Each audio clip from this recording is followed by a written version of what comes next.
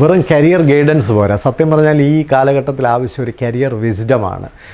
Career സംബന്ധമായ ഒരു ജ്ഞാനം നമുക്ക് ആവശ്യമാണ്. വെറുതെ ഒരു ജോലി, കുറച്ച് ശമ്പളം, അല്ലെങ്കിൽ നാളെ എന്തിനാണ് സാധ്യത, ചന്തയിൽ എന്തിനാണ് ഡിമാൻഡ്, ഇതൊന്നും മാത്രം നോക്കിയല്ല നമ്മളൊരു ഭാവി ജീവിതത്തിൽ എങ്ങോട്ട് തിരിയണം, ഏത് വഴി എടുക്കണമെന്നൊക്കെ തീരുമാനിക്കേണ്ട. അതൊരു ആഴമേറിയ ജ്ഞാനം ആ ഭാഗത്ത് ആവശ്യമാണ്. ശരിയായ രീതിയിൽ കാര്യങ്ങളൊക്കെ വിലയിരുത്തി ഒരു ബിഗ് പിക്ചർ അനാലിസിസ്, ഒരു ജീവിതത്തെ മൊത്തമായി കണ്ടുകൊണ്ട് ഒരു അനാലിസിസ് നടത്തി വേണം നമ്മൾ അത്തരം തീരുമാനങ്ങളൊക്കെ എടുക്കാൻ.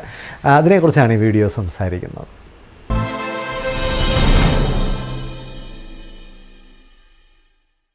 ഇന്ന് രണ്ട് കുട്ടികളുടെ കാര്യങ്ങൾ സമാനമായ രീതിയിൽ കണ്ടതുകൊണ്ടാണ് ഈ ഒരു വീഡിയോയിൽ അത് തന്നെ ഒരു വിഷയമാക്കാമെന്ന് കരുതിയത്.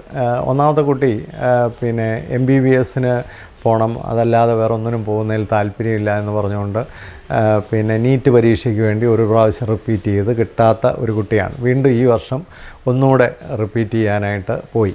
അപ്പോൾ ആ കുട്ടിക്ക് ശരിക്കും പറഞ്ഞാൽ ആദ്യത്തെ പ്രാവശ്യം റിപ്പീറ്റ് ചെയ്തപ്പോൾ അതിന് ഒരു 350 മാർക്കൊക്കെ കിട്ടിയിട്ടുള്ളൂ. അപ്പോൾ അത് വെച്ചുകൊണ്ട് എല്ലാവരും ആ കുട്ടിയോട് പറഞ്ഞാണ് അതിന് വീണ്ടും പോകാതിരിക്കുന്നതാണ് നല്ലത്, അല്ല എനിക്ക് MBBS തന്നെ പഠിച്ചേ പറ്റൂ എന്ന് പറഞ്ഞ് വാശിയോടുകൂടി ആ കുട്ടി വീണ്ടും രണ്ടാമത് പോവുകയും ഇപ്പോൾ ഒരു 2 മാസം കഴിഞ്ഞപ്പോൾ തന്നെ ആ കുട്ടി വളരെയധികം ഡിപ്രസ്ഡ് ആവുകയും വലിയ വയലൻസ് കാണിക്കുകയും പഠിക്കാൻ പറ്റാതാവുകയും ഒക്കെ ചെയ്യുന്ന ഒരവസ്ഥയിലെത്തി നിൽക്കുകയാണ്. അപ്പം പലപ്പോഴും എന്താ കുഴപ്പമെന്ന് ചോദിച്ചാൽ ഈ MBBSനൊക്കെ പഠിക്കുന്ന ധാരാളം കുട്ടികളാണ് എനിക്ക് ഡോക്ടറാകണമെന്ന് പറയുന്നത്. പല പേരൻസും അത് അന്ധമായിട്ടങ്ങ് വിശ്വസിക്കുന്നു.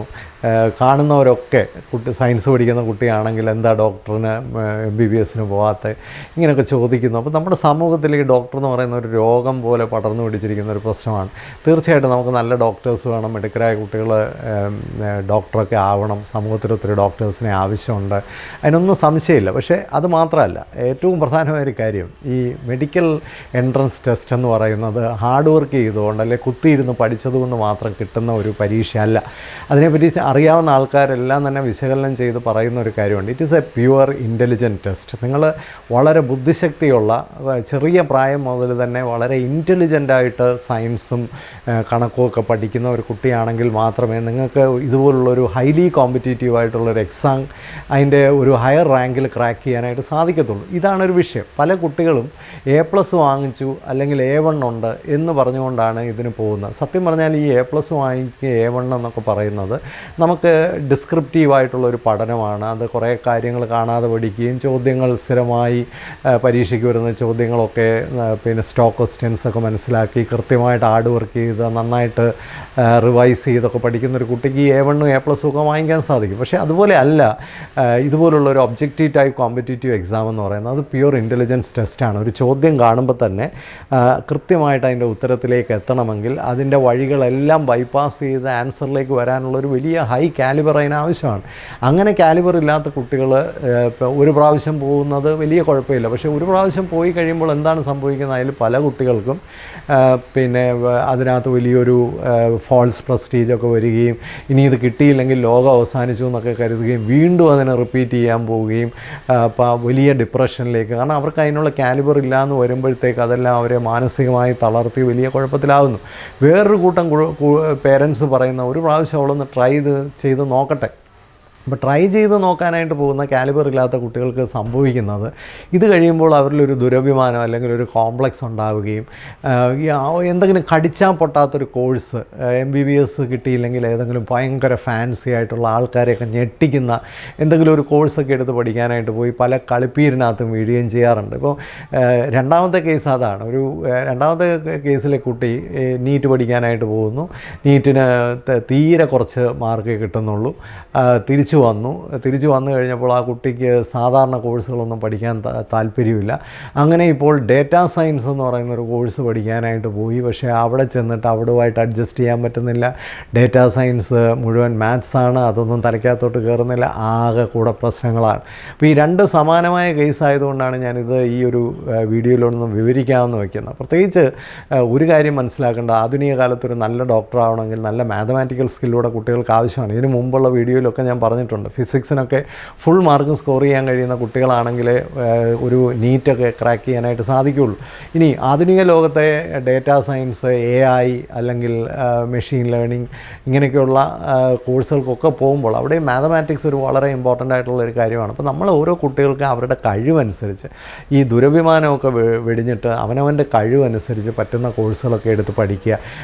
വലിയ ക്ലിയർ അല്ല നിങ്ങളുടെ ഭാവിക്ക് എന്താണ് ചെയ്യേണ്ടതെന്ന് വലിയ ക്ലാരിറ്റി ഇല്ലെങ്കിൽ ഒരു ജനറൽ കോഴ്സ് എടുത്ത് ഇപ്പോൾ ഏതെങ്കിലും ഒരു സബ്ജക്റ്റ് ലൈക്ക് ഫിസിക്സോ മാത്സോ കെമിസ്ട്രിയോ ബയോളജിയോ ഒക്കെ എടുത്ത് ഒരു ജനറൽ കോഴ്സൊക്കെ എടുത്ത് പഠിച്ചിട്ട് തുടർന്ന് നമുക്ക് സ്പെഷ്യലൈസ് ചെയ്യാൻ പറ്റുന്ന രീതിയിലൊക്കെ പോവുക. ഏറ്റവും പ്രധാനമായിട്ട് കുട്ടികൾക്ക് ഒരു 10ാം ക്ലാസ് 9ാം ക്ലാസ് മുതലെങ്കിൽ കരിയർ ഗൈഡൻസ്, അതും വിവരമുള്ളവരുടെ കരിയർ ഗൈഡൻസ്. ഈ കരിയർ ഗൈഡൻസ് എന്ന് പറഞ്ഞാൽ നമ്മുടെ നാട്ടിൽ നടക്കുന്ന പല പരിപാടികളും കുറേ കരിയർ ഇൻഫർമേഷൻ ഷെയർ ചെയ്യുന്ന പരിപാടികളാണ്. അതല്ല വേണ്ടത്. കുട്ടികൾ എങ്ങനെയാണ് ഒരു കരിയറിനെ പറ്റി ചിന്തിക്കേണ്ടത്? ഒരു കരിയറിനെ പറ്റി ചിന്തിക്കുമ്പോൾ വെറും ഒരു ജോലിയെക്കുറിച്ചോ അതിൻ്റെ ശമ്പളത്തെക്കുറിച്ചോ മാത്രമല്ല ചിന്തിക്കേണ്ടത്. ഞാനെന്ന് പറയുന്ന വ്യക്തി അടുത്ത ഒരു 10-30 വർഷം ആ രംഗത്താണ് ജീവിക്കാൻ പോകുന്നത്. അപ്പോൾ അതിന് പറ്റുന്ന രീതിയിലുള്ളൊരു കംഫർട്ടബിലിറ്റി ഉള്ളൊരു രംഗത്തേക്ക് നമ്മൾ പോകാവുള്ളൂ. അതിനുള്ള കാലിബറും അതിനുള്ള ട്രെയ്റ്റ്സും അതിനുള്ള സ്കിൽസും ഒക്കെ നമുക്ക് ഉണ്ടാവണം, അല്ലെങ്കിൽ ഉണ്ടാക്കിയെടുക്കണം. ആ ഇൻഡസ്ട്രിയുടെ ജോലിപരമായിട്ടുള്ള ആവശ്യങ്ങൾ എന്തൊക്കെയാണ്, എന്തൊക്കെ ചലഞ്ചസാണ് ഭാവിയിൽ ആ രംഗത്ത് വരാൻ പോകുന്നത്, ഇതൊക്കെ മനസ്സിലാക്കിക്കൊണ്ട് പ്രോപ്പറായിട്ടുള്ള ഒരു അണ്ടർസ്റ്റാൻഡിങ്ങോടുകൂടി ഒരു ക്ലാരിറ്റിയോടുകൂടി വേണം ഭാവി കാര്യങ്ങൾ തീരുമാനിക്കാൻ. അത് പേരൻസും കുട്ടികളും ഒരുമിച്ചിരുന്ന് കരിയർ ഗൈഡൻസ് എടുക്കണം. അത് ഇപ്പോൾ ഫാമിലിയായിട്ട് തന്നെ അത്തരത്തിൽ പ്രത്യേകിച്ച് അറിവുള്ളവർക്കാണ് ഏറ്റവും വലിയ കുഴപ്പം. അവർക്ക് എല്ലാം അറിയാമെന്നുള്ള തോന്നലുള്ളത് കൊണ്ട് അവരാരോടും ഒന്നും ചോദിക്കാതെ വലിയ മണ്ടത്തര തീരുമാനങ്ങൾ എടുക്കുകയും ഈ പറഞ്ഞ ഈ 2 കുട്ടികളുടെയും പേരൻസൊക്കെ എഡ്യൂക്കേറ്റഡാണ്, റിലേറ്റീവ്സൊക്കെ എഡ്യൂക്കേറ്റഡാണ്. പക്ഷേ അങ്ങനെയുള്ളവർക്കാണ് കൂടുതൽ അബദ്ധങ്ങൾ പറ്റുന്നത്. ഒന്നും അറിയാത്തവർ അവർക്ക് അറിവില്ല എന്നറിയാവുന്നതുകൊണ്ട് തന്നെ അവർ ആരോടെങ്കിലുമൊക്കെ പോയി കാര്യങ്ങൾ തിരക്കുന്നു. അതുപോലെ തന്നെ വിദേശ രാജ്യത്ത് MBBSന് പോകുന്ന കുട്ടികൾ പലപ്പോഴും വളരെ മോശപ്പെട്ട നിലവാരം കുറഞ്ഞ കോഴ്സുകളിലൊക്കെയാണ് പോയി ചെന്നപ്പെടുന്നത്. അവരൊന്നും ഭാവിയിൽ ഒരു ഡോക്ടറും ആകാൻ പോകുന്നില്ല. അതുപോലെ കേരളത്തിന് വെളിയിലൊക്കെയുള്ള പല കോളേജുകളും ഭയങ്കര ഫാൻസി ആയിട്ടുള്ള പല പേരിലും പല കോഴ്സുകളൊക്കെ നടത്തി പിള്ളേരെ പറ്റിക്കുന്നുണ്ട്. ഇതിനകത്തൊക്കെ പോയി ചെന്ന് വീഴുന്നത് ശരിയായ രീതിയിൽ അറിവില്ലാത്ത മനുഷ്യരാണ്. A little knowledge is dangerous, drink deep or touch not the Pierian spring എന്നാണ്.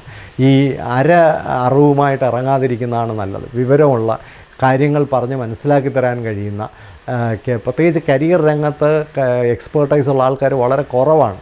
പക്ഷേ പലപ്പോഴും നമ്മൾ സമൂഹത്തിൽ ഉപയോഗിക്കുന്നതൊക്കെ ഈ ഹാഫ് ബേക്ക്ഡ് ആൾക്കാരെയാണ്. ഇതൊക്കെയാണ് കുട്ടികളെ വഴിതെറ്റിക്കാനും പേരൻസിന് അബദ്ധങ്ങൾ പറ്റാനും കൂടുതൽ കാരണമാകുന്നത്. നല്ല കരിയർ ഗൈഡൻസ് നേഷൻ ബിൽഡിംഗ് ആണ്. നല്ല കരിയർ ഗൈഡൻസ് ഒരു സമൂഹത്തിൻ്റെ രക്ഷാകവചമാണ്.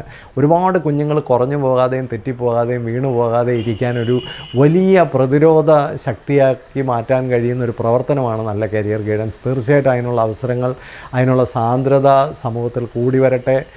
ഒരുപാട് കുഞ്ഞുങ്ങളെ നമുക്ക് രക്ഷിക്കാൻ പറ്റും. ഒത്തിരി കുഞ്ഞുങ്ങൾ മാനസിക രോഗത്തിലേക്കും ആത്മഹത്യയിലേക്കും. കഴിഞ്ഞ ദിവസം ചാർട്ടേഡ് അക്കൗണ്ടൻസി പഠിക്കാൻ പോയി 10 വർഷത്തോളം വേസ്റ്റ് ചെയ്തൊരു കുട്ടി ആത്മഹത്യ ചെയ്തത് ഞാൻ വായിക്കുകയുണ്ടായി, അറിയുകയുണ്ടായി. വളരെ വേദനിക്കുന്ന കാര്യങ്ങളാണ് ഇതൊക്കെ. ഓരോരുത്തരുടെയും കാലിബർ അനുസരിച്ച് കുട്ടികൾ പഠിക്കാൻ പോട്ടെ. അവർക്ക് സന്തോഷമായി ജീവിക്കാൻ കഴിയുന്നില്ലെങ്കിൽ നമ്മൾ ഈ നേടിയതൊക്കെ വെറുതെ ആയി പോകും. സന്തോഷമായിട്ട് ഹാപ്പി ആയിട്ട് ജീവിക്കാൻ ഓരോ കുഞ്ഞിനെയും രൂപപ്പെടുത്തുക എന്നുള്ളതാണ് നല്ലൊരു ഗൈഡൻസ് പ്രോസസ്സിൻ്റെ മർമ്മം എന്ന് പറയുന്നത്. അത് കരിയർ വിസ്ഡമാണ്. അത് അത്തരത്തിലുള്ളൊരു കരിയർ വിസ്ഡം സമൂഹത്തിലുണ്ടാവട്ടെ എന്ന് ആത്മാർത്ഥമായി ആശംസിക്കുന്നു, പ്രാർത്ഥിക്കുന്നു. Thank you for watching this.